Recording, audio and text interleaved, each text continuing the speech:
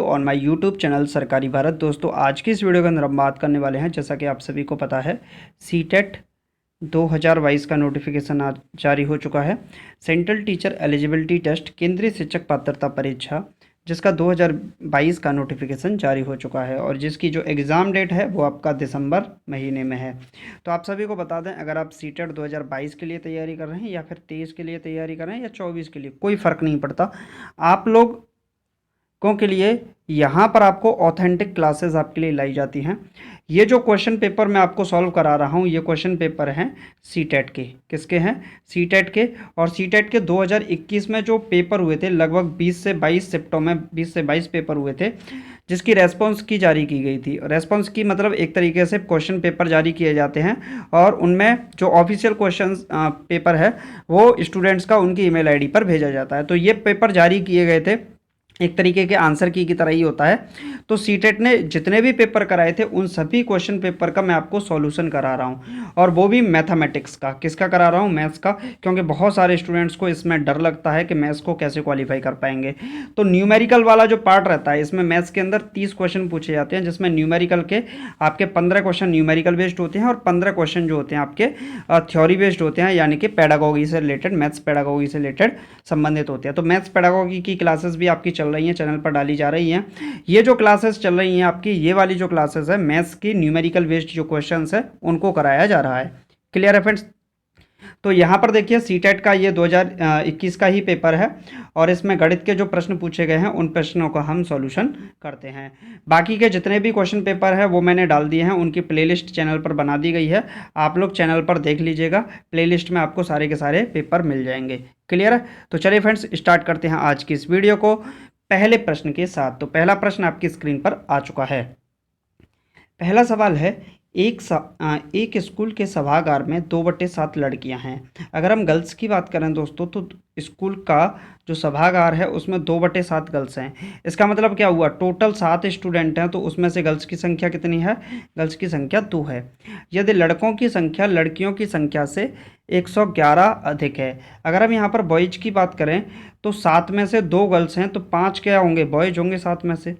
अब ये बोल रहा है कि लड़कों की संख्या लड़कियों की संख्या से 111 अधिक है, यानी कि लड़के ज़्यादा हैं और लड़कियां कम हैं। तो इनका डिफरेंस निकाल देते हैं। तो इनका डिफरेंस कितना आएगा? 7 सेम है डिनोमिनेटर में, तो 5 और 2 का डिफरेंस आएगा 3, यानी कि 3/7 की जो वैल्यू आएगी वो आएगी 111। क्लियर है फ्रेंड्स?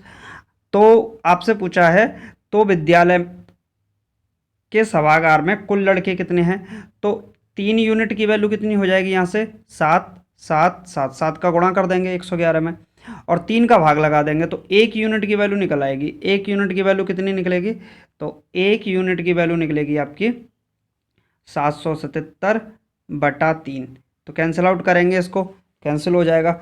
3 दूनी 6, 3 पंजे 15 और 3 नम्बे 27, 259 आ जाएगा। कितना आ जाएगा? 59 आ जाएगा, 259। तो आपसे पूछा था, यदि लड़कों की संख्या लड़कियों से इतनी है तो विद्यालय के सभागार में कुल कितने लड़के हैं? तो लड़कों की संख्या है 5/7। कितनी है? 5/7। तो 259 का हम क्या निकाल देंगे? 5/7 निकालेंगे। कैंसिल आउट करते हैं। 7 तिया 21 और 7 7 49, तो 5 का गुणा करते हैं। 5 का अगर गुणा करेंगे तो कितना आएगा? 5 7 35, 5 तिया 15, 15 और 3 18। तो 185 लड़के होंगे। कितने होंगे? नंबर ऑफ बॉयज की संख्या की बात करें तो कितने निकल आए? 185 आ गए। अब देखिए, 400 गलत है, 315 गलत है, 259 गलत है, 185 इस सवाल का सही जवाब हो जाएगा, जो कि ऑप्शन नंबर 4 है। क्लियर है फ्रेंड्स? चलिए नेक्स्ट क्वेश्चन देख लेते हैं। नेक्स्ट क्वेश्चन आपकी स्क्रीन पर आ चुका है। क्वेश्चन है, 97 में कितनी इकाइयाँ हैं? बताइए कितनी इकाइयाँ हैं? तो देखिए, हम पढ़ते हैं तो इसको पढ़ते हैं 90 7 97। 90 7 97, तो जो इकाई का प्लेस है वो कितना है? 7 ही तो है, तो कितने हो जाएंगे? 7। चलिए नेक्स्ट देख लेते हैं। नेक्स्ट क्वेश्चन आपकी स्क्रीन पर है दोस्तों। क्वेश्चन है, एक विभाजन के प्रश्न में भाजक भागफल का 6 गुना है, शेषफल का 2 गुना है। तो आपका पूछा है शेषफल क्या है? तो शेषफल 6 है, तो संख्या क्या है? देखिए, ऐसे मान लेते हैं और यहाँ पर रिमाइंडर आएगा। शेषफल कितना है? 6। अब देखिए, उल्टा पढ़ते हैं। एक विभाजन के प्रश्न में भाजक भागफल का 6 गुना है और शेषफल का 2 गुना है। कौन? भाजक। तो ये देखिए यहाँ पर अगर हम देखते हैं तो शेषफल का 2 गुना कितना हो जाएगा, भाजक 12 हो जाएगा। एक विभाजन के प्रश्न में भाजक भागफल का 6 गुना है और शेषफल का 2 गुना है। तो देखिए शेषफल का 2 गुना हो रहा है कि नहीं, बिल्कुल हो रहा है। और भागफल का 6 गुना है, इसका अगर हम 2 मान लेते हैं तो ये कितना हो जाएगा, इसका 6 गुना हो जाएगा। क्लियर है। तो आपसे पूछा है संख्या क्या है। अब संख्या निकालने का फॉर्मूला, इसको डी मान लेते हैं। तो अगर हमें डिविडेंड निकालना है, भाज्य निकालना है, तो हम क्या करेंगे, 12 का गुणा 2 से करेंगे और प्लस 6 करेंगे तो फॉर्मूला आ जाएगा अपना निकल के। तो मैं इसको एक बार लिख देता हूँ यहाँ पर 12, 2 और यहाँ 6 और ये डी। तो डी बराबर क्या निकलेगा, 12 गुणे 2 प्लस 6। तो 12 दूनी 24, 24 और 6 30 आ जाएगा। किसी ऑप्शन में है कि नहीं 30, ये चेक कर लीजिए। फोर्थ ऑप्शन गलत है, थर्ड ऑप्शन गलत है, सेकंड ऑप्शन गलत है, फर्स्ट ऑप्शन आपका राइट आंसर हो जाएगा। 30 इस सवाल का सही जवाब होगा। Clear friends. चलिए नेक्स्ट क्वेश्चन देख लेते हैं। नेक्स्ट क्वेश्चन है दोस्तों, 4 अंकों की सबसे छोटी संख्या और 2 अंकों की सबसे बड़ी संख्या का अंतर क्या है। अब देखिए 4 अंकों की सबसे छोटी संख्या है तो वो क्या होगी, 1000 होगी भाई। 999 3 अंक तक 1000 सबसे छोटी होगी। 2 अंकों की सबसे बड़ी संख्या क्या होगी, तो 99 होगी। इनका हमको डिफरेंस निकालना है। तो कितना आ जाएगा, 901 आ जाएगा। कितना आ जाएगा, 901 निकल कर आ जाएगा। क्लियर है फ्रेंड्स। तो आप 91 गलत है, 900 गलत है, 991 गलत है। ऑप्शन नंबर 4 आपका राइट आंसर हो जाएगा। 901 इस सवाल का सही जवाब हो जाएगा। क्लियर है फ्रेंड्स। चलिए नेक्स्ट क्वेश्चन देख लेते हैं। नेक्स्ट क्वेश्चन आपकी स्क्रीन पर आ चुका है। थोड़ा सा ये सारणीबद्ध है, तो ऐसे सवाल आपके पूछे भी जाते हैं। तो मैं इसको थोड़ा सा हाईलाइट कर देता हूँ ताकि आप लोग अच्छे से देख पाएँ। चलिए, एक सब्जी की दुकान में दी गई मूल्य सूची इस प्रकार है। अब सूची देखिए, मूल्य प्रति किलोग्राम यानी कि 1 किलो का दे रखा है। तो 1 किलो आंवला 120 रुपये का, 1 किलो बैंगन 60 रुपये के, भिंडी 45 रुपये किलो, आलू 38 रुपये किलो, टमाटर 42 रुपये किलो और प्याज 22 रुपये किलो। अब सवाल है, रामू ने 250 ग्राम आंवला, आंवला आंवला कितना, 250 ग्राम। 1 किलो आता है 120 का, तो आंवला 250 ग्राम कितने का आएगा, तो 250 ग्राम आंवला आएगा आपका। ये बन जाएगा आपका 30 या 90 30 का, तो 30 रुपये का बन जाएगा। 30 रुपये का 250 ग्राम। क्लियर है फ्रेंड्स। चलिए, 3/4 किलोग्राम बैंगन, तो बैंगन कितने के आते हैं, 60 के। तो 3/4 कितना हो जाएगा इसका, तो 4 से काटोगे तो 15 चौके 60, 15 तिया 45। तो 45 रुपये के बैंगन हो जाएंगे। कितने हो जाएंगे, 45 रुपये के। तो बैंगन आ गए आपके कितने रुपए के निकले, बैंगन आ गए 45 रुपये के। चलिए भाई, अब आगे बोला है 1 किलो भिंडी। 1 किलो भिंडी कितने की हैं, तो ये भी कितनी है, 45 रुपये की हैं। चलिए सरकार, आगे बोला है 2.5 किलो आलू। 1 किलो आलू कितने रुपए के हैं, 38 के। तो 2 किलो कितने के हो जाएंगे, और 2.5 किलो कितने के हो जाएंगे, तो 38 दूनी 76, 76 और आधा किलो 19 रुपये के। तो 76 और 19 ये हो जाएगा आपका 76 और 4 80, 80 और 15 95 रुपये के। 19 पंजे 95 बोल सकते हो। 1.5 किलो टमाटर। 1 किलो टमाटर कितने के हैं, 1 किलो टमाटर 42 रुपये के। तो आधा किलो 21 रुपये के। तो 1.5 किलो कितने के हो जाएंगे, 63 रुपये के हो जाएंगे भाई। 1.5 किलो प्याज खरीदा। 1.5 किलो प्याज, प्याज कितने की है, 22 रुपये की। तो 1.5 किलो कितने की हो जाएगी, 33 रुपये की। सबको ऐड करेंगे, ऐड करने पे कितना आएगा, 3 6 5 11, 3 और 3 6, 6 और 5 11, 11 और 5 16, 16 और 5 21 का 1 हासिल लगा 2, 3 और 6 9, 9 9 18, 18 और 8 26, 26 और 3 कितना हो जाएगा, 29, 29 और 2 31, 311 रुपये हो जाएंगे। अब दुकानदार को 400 रुपये दिए तो उसे कितने रुपए वापस करेगा, तो 400 में से 311 को घटा देंगे तो कितना बचेगा, 9। और ये भी कितना बचेगा, 9 ही बचेगा। 9 क्यों बचेगा भाई, 400 में से, तो ये जाएगा 8 बचेगा। और ये एक बचेगा, एक नहीं 89 ही बचेगा सिर्फ। तो 89 रुपये आएंगे। तो 179 गलत है, 189 गलत है, 79 गलत है। सेकंड ऑप्शन राइट आंसर हो जाएगा, 89 रुपये इस सवाल का सही जवाब हो जाएगा। चलिए फ्रेंड्स, नेक्स्ट क्वेश्चन देख लेते हैं। नेक्स्ट क्वेश्चन है, इनमें से कौन सा शब्द आधा घुमाने पर भी वही पढ़ा जाएगा। देखिए जूम को अगर आप सोच रहे हो तो आधा घुमाने पर नहीं पड़ा जाएगा। स्विम्स ये इसका सही जवाब होगा। थर्ड भी गलत है, फोर्थ भी गलत है। क्लियर। नेक्स्ट देख लेते हैं। नेक्स्ट क्वेश्चन आपकी स्क्रीन पर है दोस्तों, लगाइए इसका राइट आंसर क्या होगा। आप देखिए वीडियो को पॉज कीजिएगा बीच में और फिर उस क्वेश्चन को सॉल्व कीजिए। आपसे आ रहा है या नहीं आ रहा है इस बात को भी देखिएगा। शिक्षक बच्चों को बताता है कि विश्व की सबसे ऊंची इमारत की ऊंचाई 828 मीटर है, यानी कि जो सबसे ऊंची इमारत है उसकी ऊंचाई जो है वो कितनी है, 828 मीटर है।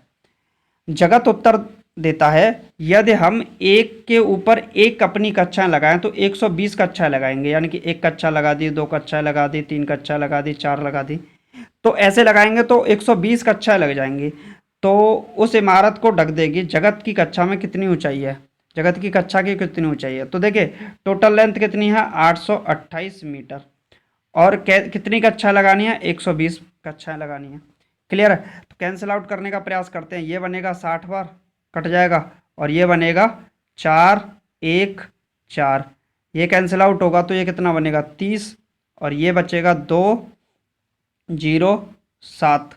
क्लियर है। जीरो को उड़ाते हैं, पॉइंट लगाते हैं, 3 से उड़ाने का प्रयास करते हैं। 3 छिक्के 18, बचेंगे 2 और 3 नम्बे 27, तो 6.9 मीटर आ जाएगा। 7.4 गलत है, 5.8 गलत है, 9.6 गलत है, 6.9 मीटर इस सवाल का सही जवाब हो जाएगा। क्लियर है फ्रेंड्स, समझ में आ गया होगा सभी स्टूडेंट्स को। तो जगत की कक्षा की ऊंचाई कितनी है, 6.9 मीटर है। चलिए नेक्स्ट क्वेश्चन देख लेते हैं। नेक्स्ट क्वेश्चन आपकी स्क्रीन पर आ चुका है दोस्तों, लगाइए इसका राइट आंसर क्या होगा। प्रश्न है, रीता ने 3 मीटर 40 सेंटीमीटर की सबसे लंबी कूद लगाई। 3 मीटर 40 सेंटीमीटर की सबसे लंबी कूद लगाई, यहाँ से कूद लगाई ऐसे। तनु दूसरे स्थान पर है। तनु कहाँ पर है, ये तो है आपकी कौन, रीता। दूसरे स्थान पर तनु, ये कौन है, तनु दूसरे स्थान पर। उसकी कूद रीता से 20 सेंटीमीटर कम है, यानी कि डिफरेंस कितना है, 20 सेंटीमीटर। तो रीता है 3 मीटर 40 सेंटीमीटर और तनु है ये 3 मीटर 20 सेंटीमीटर होगी, क्योंकि ये 20 सेंटीमीटर कम है। रेहाना, RH से बना देते हैं रेहाना।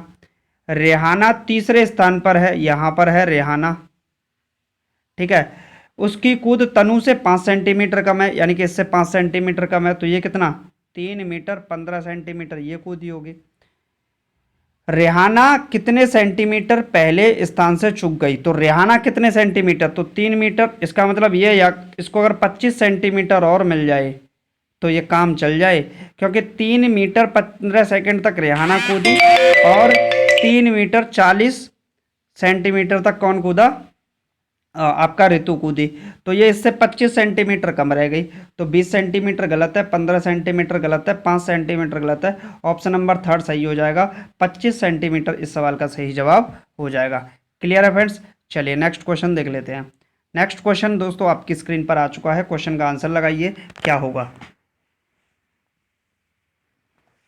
क्वेश्चन है दोस्तों, 8 सेंटीमीटर लंबाई और 6 सेंटीमीटर चौड़ाई का एक आयत बनाने के लिए 2 सेंटीमीटर भुजा वाले कितने वर्गों की आवश्यकता होगी। हमें आयत बनाना है 8 सेंटीमीटर और 6 सेंटीमीटर का। इसका मतलब इसका एरिया कितना होगा, 8 गुणे 6, यानी कि 8 छिक्के 48 सेंटीमीटर स्क्वायर इसका एरिया हो जाएगा। वर्ग कितना है 2 सेंटीमीटर का, तो 2 2, एरिया कितना हो जाएगा, 2 का स्क्वायर कितना होगा 4 सेंटीमीटर स्क्वायर। अब आपसे पूछा है कितने वर्गों की आवश्यकता होगी, तो हम क्या करेंगे, ये वाला बड़ा है आयत और वर्ग का क्षेत्रफल कम है, तो 4 का भाग लगा देंगे 48 में। तो 48 में अगर हम 4 का भाग लगाते हैं तो कितनी बार, 12 × 36, 12 चौके 48, यानी कि 12 अगर 2 सेंटीमीटर भुजा वाले वर्ग लगाए जाते हैं तो एक आयत का निर्माण हो जाएगा। तो 6 सेंटीमीटर गलत है, 8 सेंटीमीटर गलत है, 10 सेंटीमीटर गलत है। फोर्थ ऑप्शन आपका राइट आंसर हो जाएगा, 12 सेंटीमीटर इस सवाल का सही जवाब होगा। क्लियर है फ्रेंड्स। चलिए नेक्स्ट क्वेश्चन देख लेते हैं। नेक्स्ट क्वेश्चन आपकी स्क्रीन पर है दोस्तों, 1 मीटर का 3/4 बराबर है। 1 मीटर का 3/4 बराबर है। 1 मीटर का मतलब कितना होता है 100 सेंटीमीटर, और 3/4 इसका निकाल दीजिए। तो 4 से काटेंगे 25 चौका 100, 25 या 75 सेंटीमीटर इस सवाल का सही जवाब हो जाएगा। क्लियर है फ्रेंड्स। तो 34 सेंटीमीटर गलत है, 3 मीटर 4 सेंटीमीटर गलत है, 3 मीटर 40 सेंटीमीटर गलत है, 75 सेंटीमीटर इस सवाल का सही जवाब हो जाएगा, जो कि राइट आंसर होगा। क्लियर है फ्रेंड्स। चलिए नेक्स्ट क्वेश्चन देख लेते हैं। नेक्स्ट क्वेश्चन आपकी स्क्रीन पर आ चुका है दोस्तों, लगाइए इसका राइट आंसर क्या होगा। बहुत ही आसान सवाल है, ऐसे सवाल सीटेट के द्वारा पूछे गए हैं जिनका मतलब बहुत ही ज़्यादा सरल सवाल है ये। देखिए यहाँ पर is question mandatory, correct answer, wrong marks, ये भी दे रखा है, लिखा हुआ है, तो ये पेपर का ही है, सब कुछ स्क्रीनशॉट में आ गया है। क्वेश्चन है, रिंकू रोज स्कूल पहुंचने के लिए साइकिल का प्रयोग करता है। यदि वह 6 किलोमीटर प्रति घंटे की चाल से स्कूल पहुंचने में 13 मिनट लगाता है तो इसके घर से स्कूल के बीच का अंतर कितना है, यानी कि घर से स्कूल के बीच की दूरी निकाल ली है। तो स्पीड दे रखी है उसकी, कितनी है, 6 किलोमीटर पर घंटा, यानी कि 1 घंटे में 6 किलोमीटर, 60 मिनट में 6 किलोमीटर। अब 6 किलोमीटर को मीटर में बदलेंगे तो 6000 मीटर, जीरो से जीरो कैंसिल हुआ, 6 से ये 100 बार जाएगा, तो 1 मिनट में 100 मीटर चलेगा। कितना, 1 मिनट में 100 मीटर। हमको चलाना कितना है, 13 मिनट, तो 13 मिनट में कितना चलेगा, 1300 मीटर चलेगा, जाहिर सी बात है। तो 1300 मीटर, 1400 मीटर गलत, 1350 गलत, 1450 गलत, 1300 मीटर इस सवाल का सही जवाब हो जाएगा। ऑप्शन नंबर 4 राइट आंसर होगा। चलिए फ्रेंड्स नेक्स्ट क्वेश्चन देख लेते हैं। नेक्स्ट क्वेश्चन आपकी स्क्रीन पर आ चुका है और क्वेश्चन है +2 -2 +2 -2 +2 -2 n का मान क्या होगा। देखिए ऑप्शन के हिसाब से भी जा सकते हैं, बिना ऑप्शन के भी हिसाब से जा सकते हैं। ये बोल रहा है चौथे ऑप्शन को देखिए, उल्टा चलते हैं। 0 होगा जब n विषम है। एक बात बताओ, 2 - 2 कट गया, 2 - 2 कट गया। तो 0 कब होगा, जब n सम होंगे, दो संख्याएं, ये दो संख्याएं, तो n सम होगा जब भी तो 0 होगा, लेकिन ये विषम बोल रहा है, गलत है। क्या इसको जोड़ने पर +2 -2 +2 -2 जब n विषम होगा तो क्या आपका आंसर -2 आएगा। तो देखिए +2 से स्टार्ट हो रहा है तो +2 पर ही खत्म होगा, अगर n की वैल्यू क्या होगी, ऑड होगी, तो +2 आएगा, ये भी गलत बात है, तो ये भी गलत हो गया। क्या +2 आएगा जब n एक सम में है, तो n जब सम होगा तो ये तो कटते ही जाएंगे सबके सब, तो 0 आना चाहिए, तो ये भी गलत है। जब n सम संख्या होगी तो आंसर क्या आएगा, 0, जो कि ऑप्शन नंबर फर्स्ट में ही दे रखा है। आपका इस सवाल का सही जवाब ऑप्शन नंबर फर्स्ट हो जाएगा। क्लियर है फ्रेंड्स। चलिए नेक्स्ट क्वेश्चन देख लेते हैं। नेक्स्ट क्वेश्चन आपकी स्क्रीन पर आ चुका है, लगाइए इसका राइट आंसर क्या होगा। बहुत ही आसान सवाल है, पिछले पेपर में भी ये क्वेश्चन पूछा गया था नींबू पानी वाला, और वही क्वेश्चन रिपीट करके थोड़ा सा उसमें एडजस्टमेंट है, सवाल वही है, ठीक है। तो रिपीटेशन भी आप लोग देख लीजिए सीटेट ने कितने अच्छे तरीके से किया है।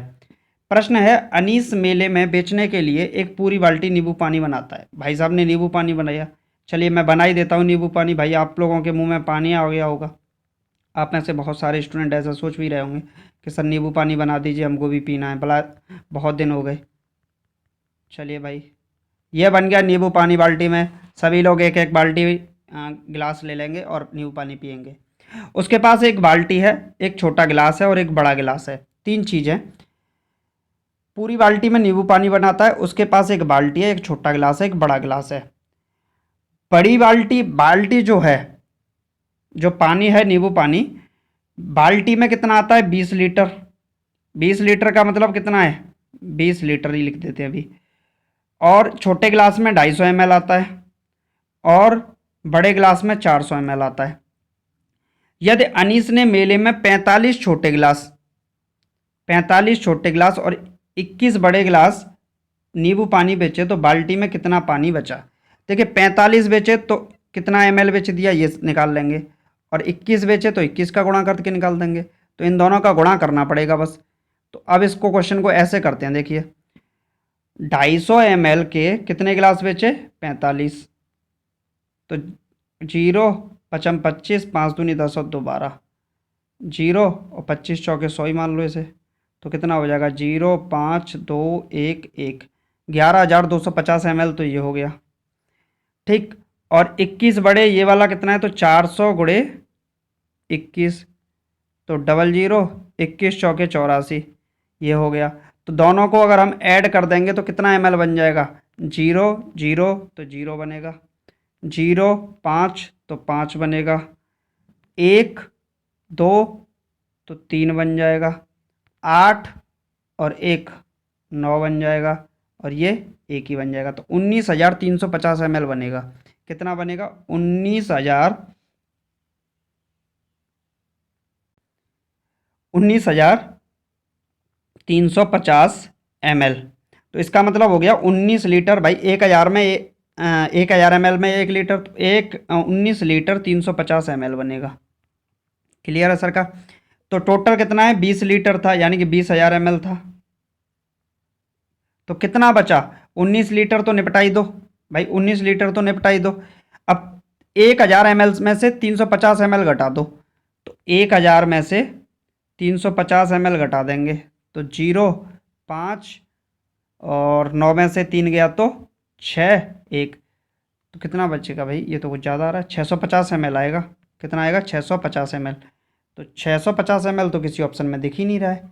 तो उसने पूछा था नींबू पानी गिलास नींबू पानी बेचे तो बाल्टी में कितना नींबू पानी बचा, 650 ml बचना चाहिए भाई। यहाँ पर हमने जो मिस्टेक की थी 19,650 ml है, तो 20,000 ml में से 19,650 ml घटा देंगे, तो ये जो निकल कर आएगा 350 ml। हमने मिस्टेक कर दी थी, 350 ml लिख दिया था। तो 350 ml बचेंगे, जो कि कौन से ऑप्शन में दे रखा है, ऑप्शन नंबर 3 आपका राइट आंसर हो जाएगा, 350 ml। ऐसा क्वेश्चन पिछले पेपर में भी पूछा गया था और वही क्वेश्चन यहाँ पर रिपीट होके आ गया है। तो समझ लीजिए यहाँ पर क्वेश्चन का रिपीटेशन कितना अच्छा खासा है। ठीक है, चलिए नेक्स्ट क्वेश्चन देख लेते हैं। 10 वर्ष बाद मनीषा की आयु उसकी 6 वर्ष पूर्व की आयु की 5 गुनी हो जाएगी। तो ऐसे मान लेते हैं मनीषा की आज की आयु कितनी है, x। 10 वर्ष बाद कितनी होगी, तो x + 10 हो जाएगी 10 वर्ष बाद। उसकी 6 वर्ष पूर्व की आयु कितनी होगी, तो 6 वर्ष पूर्व की x - 6 होगी। अब क्वेश्चन देखिए, ये तो पास्ट का हो गया, ये प्रेजेंट का हो गया और ये फ्यूचर का टाइम हो गया, आप इसको समझिएगा। तो x - 6 और x + 10 के बीच में कंपैरिजन किया गया। अब क्या किया गया है, उसकी 10 वर्ष बाद मनीषा की आयु उसकी 6 वर्ष पूर्व की आयु की 5 गुनी हो जाएगी। तो ये वाली 5 गुनी होगी किसकी, इसकी। तो अगर हम 5 गुना इसका करते हैं तो दोनों बराबर हो जाए भाई। पास्ट वाली तो वैसे भी कम होगी, फ्यूचर वाली ज़्यादा होगी, तो गुणे करेंगे तो 5x - 5 × 30 = x + 10। तो इसको निकालेंगे तो x को इधर लाएंगे, 4x बचेगा और ये बनेगा 30 और 10 40। तो x की जो वैल्यू आएगी 10 चौके 40, 10 वर्ष निकल आएगी। अब आपसे वर्तमान पूछिए तो निकल आएगी। वर्तमान आयु कितनी है, तो 10 वर्ष है। 15 वर्ष गलत, 8 वर्ष गलत, 8.5 वर्ष गलत, 10 वर्ष इस सवाल का सही जवाब हो जाएगा, जो कि ऑप्शन नंबर 4 में दे रखा है। क्लियर है फ्रेंड्स? चलिए नेक्स्ट क्वेश्चन देख लेते हैं। नेक्स्ट क्वेश्चन है दोस्तों, एक शिक्षिका ने अपने छात्रों को विभिन्न भुजाओं की माप वाले वर्गों के कटआउट देती है। एक शिक्षिका क्या करती है कि अपने छात्रों को विभिन्न भुजाओं के माप वाले वर्गों के कटआउट देती है। वह उनको ग्राफ पेपर पर वर्गों को रेखांकित करने और रेखांकित वर्ग को खानों में गिनने के लिए भी कहती है। ऐसे कुछ वर्ग बना देती है। शिक्षिका क्या करती है, अपने छात्रों को विभिन्न भुजाओं के वर्ग माप वाले वर्ग के कटआउट देती है, मतलब ऐसे वर्ग के कटआउट दे देती है, छोटे छोटे वर्ग के कटआउट ऐसे करके, ऐसे वर्ग के कटआउट दे देती है। ठीक, वह उनको ग्राफ पेपर पर वर्गों को रेखांकित करने और रेखांकित वर्ग खानों को गिनने के लिए भी कहती है। साथ ही छात्रों को उनके द्वारा रेखांकित किए गए खानों की संख्या और भुजा की लंबाई के बीच संबंध स्थापित करने के लिए कहती है। इस बात को समझ लीजिएगा सरकार, संबंध स्थापित करने के लिए कहती है। इसका मतलब लेंथ ब्रेड्थ, इसके आधार पर आप एग्जाम्पल तो आपको दे दिया, एग्जाम्पल तो दे दिया, अब आपसे संबंध स्थापित करने का मतलब आप सूत्र का निर्माण कीजिए। किसका निर्माण कीजिए, सूत्र का निर्माण कीजिए, अन्वेषण करने का प्रयास कीजिए, खोज करने का प्रयास कीजिए। तो अब दो विधियां होती हैं, एक विधि होती है आगमनात्मक विधि और एक होती है निगमनात्मक विधि। निगमनात्मक विधि बोलती है कि सबसे पहले आप नियम को पढ़ेंगे, उसके आधार पर फिर एग्जाम्पल यानी कि उदाहरण पर चलेंगे। आगमनात्मक विधि बोलती है कि सबसे पहले आप उदाहरण की बात करेंगे, उदाहरण के बाद आप नियम की बात करेंगे। किसकी बात करेंगे, नियम की बात। तो एग्जाम्पल टू रूल चलेंगे, एग्जाम्पल टू रूल चलेंगे तो ये हो गया आगमनात्मक विधि, और रूल टू एग्जाम्पल चलेंगे तो ये क्या हो गया, निगमनात्मक विधि। तो आपने क्या किया, पहले उदाहरण दिए, फिर आप बोल रहे हो कि संबंध स्थापित कीजिए यानी कि सूत्र का निर्माण कीजिए। तो आप किसकी बात कर रहे हैं सरकार, नियम बनाने की बात कर रहे हैं। तो एग्जाम्पल टू रूल जाने के लिए हम आगमनात्मक विधि का प्रयोग करते हैं, इसे बोल देते हैं इंडक्टिव मेथड। किसका प्रयोग कर रहे हैं, इंडक्टिव मेथड का प्रयोग कर रहे हैं। क्लियर है फ्रेंड्स? चलिए नेक्स्ट क्वेश्चन देख लेते हैं। और आज का इस वीडियो का अंतिम प्रश्न है, इस क्वेश्चन को जरूर लगाइएगा। प्रश्न है, राष्ट्रीय पाठ्यक्रम रूपरेखा 2005 का विचार है कि विद्यालय में गणित उस स्थिति में होता है जहां एनसीएफ 2005 कहता है कि जो विद्यालय में गणित है वो किस स्थिति में होता है। अब किस स्थिति में होता है? छात्र प्रश्नों का हल पेपर पेंसिल की तकनीक से करने में सक्षम हैं। जरूरी नहीं कि हर एक सवाल को छात्र पेपर पेंसिल से ही करें, वो अपने दिमाग का भी प्रयोग कर सकते हैं, चिंतन का भी प्रयोग कर सकते हैं, तो उससे भी तो कर सकते हैं। कभी कभी अभी मैं बोलूँ 5 × 4 कितना होगा, तो आप बोलोगे 20। क्या आपने पेपर पेंसिल का यूज़ किया? नहीं किया। तो जरूरी नहीं कि अगर जो गणित है, विद्यालय में गणित है, उस स्थिति में है होता है कि आपको पेपर पेंसिल का ही प्रयोग करने हैं, उसमें ही सक्षम है। सूत्रों और कार्यविधियों पर ध्यान केंद्रित करते हुए छात्र गणित पढ़ रहे हैं। छात्रों को गणित को अपने जीवन के अनुभवों के भाग जैसा देखते हैं तथा वे अर्थपूर्ण प्रश्नों को प्रस्तुत हल करते हैं। गणित की परीक्षा में सफलतापूर्वक प्रदर्शन करते हैं। सफलता के लिए आप सिर्फ गणित को पढ़ना, ये एक बेवकूफ़ी वाली बात होती है, ऐसा नहीं करते हैं। ये भी क्वेश्चन का आंसर ठीक है कहीं तक, लेकिन इतना ज़्यादा सही नहीं जितना वाला ये थर्ड ऑप्शन है। क्योंकि छात्र क्या करेगा? अपने जीवन के अनुभवों, अपने वातावरण से, अपने पर्यावरण से उन समस्याओं को, जो प्रॉब्लम सॉल्विंग वाली प्रॉब्लम्स होंगी, समस्याएं होंगी, गणित की जो संक्रियाओं पर आधारित समस्याएं होंगी, उनको अपने जीवन से जोड़ने का प्रयास करेगा और अर्थपूर्ण तरीके से प्रश्नों को प्रस्तुत करेगा और हल करने का प्रयास करेगा। तो ऑप्शन नंबर थर्ड आपका इस सवाल का राइट आंसर हो जाएगा। ऑप्शन नंबर थर्ड ही इस सवाल का प्रश्न का सही जवाब होगा। क्लियर है फ्रेंड्स? तो दोस्तों आज की वीडियो में सिर्फ इतना ही। मुझे उम्मीद है आपको वीडियो तो अच्छा लगा होगा। बहुत सारे स्टूडेंट होंगे जो कि सीटेट की तैयारी कर रहे होंगे, केंद्रीय शिक्षक पात्रता परीक्षा, सेंट्रल टीचर एलिजिबिलिटी टेस्ट जो कि 2022 में 2023 में देंगे, उनके लिए ये वीडियो, ये मान लीजिए रामबाण साबित होने वाला है। क्लियर है फ्रेंड्स? तो उम्मीद है आपको वीडियो अच्छा लगा होगा, और वीडियो को लाइक वगैरह करना है तो कर दीजिएगा, बाकी चैनल को सब्सक्राइब कर लीजिएगा ताकि आपको नोटिफिकेशन मिलते रहें और क्लासेस आपको मिलती रहें। मिलते हैं नेक्स्ट वीडियो में। Thank you for watching this video. जय हिंद, जय Bharat, take care, bye bye, love you to all.